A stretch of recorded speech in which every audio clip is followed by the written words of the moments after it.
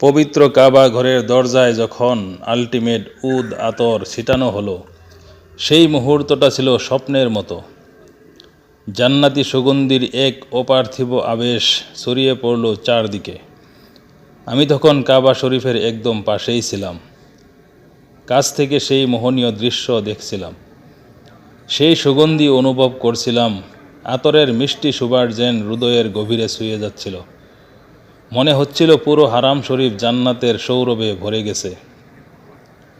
সুবাসিত বাতাসে মিশেছিল এক অনন্য প্রশান্তি, যা ভাষায় প্রকাশ করা কঠিন।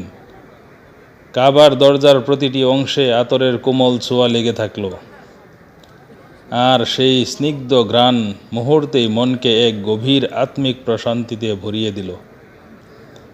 আমি নিজেই সেই দৃশ্য ধারণ করেছি, যেন এই অসাধারণ মুহূর্তটি চিরস্মরণীয় হয়ে থাকে।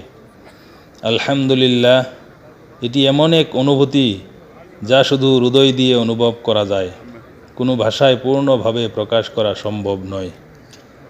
তাই দোয়া করি আল্লাহ পাক আমাদের সবাইকে আল্লাহর পবিত্র ঘর তাওয়াফ করার তৌফিক দান করুন। আমিন।